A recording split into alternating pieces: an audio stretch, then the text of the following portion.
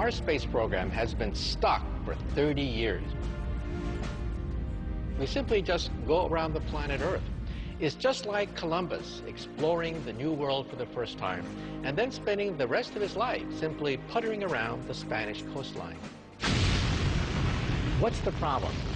There's a dirty little four-letter word, and that is cost. It costs about $10,000 to put a pound of anything into orbit.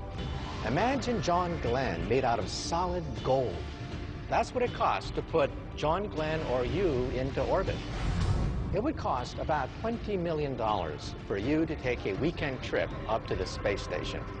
It would cost about $500 million for you to go to the moon. And for you to go to Mars would probably cost tens of billions of dollars. One way to reduce the cost of reaching space would be to find a more efficient way to overcome Earth's gravity. Remember the story of Jack and the Beanstalk? Jack was the little boy who climbed the beanstalk into heaven.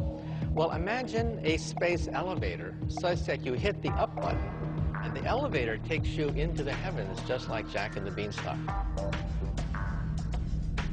Instead of building from the ground up, the space elevator would be built from the top down. A satellite in geosynchronous orbit would drop a 60,000-mile cable back to Earth, where it would be anchored to the surface.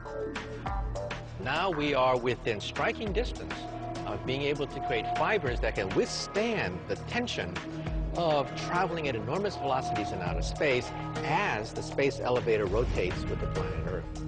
So it never falls because it rotates at the same rate as the planet Earth. The elevator's compartment would simply roll up the cable, shuttling travelers and supplies into orbit, where it would wait for a spacecraft. This system would entirely replace a conventional rocket launch. And that might reduce the cost of space travel by a factor of 1,000. Think about that. Then you begin to realize that perhaps a trip to outer space may be no worse than an airplane ticket.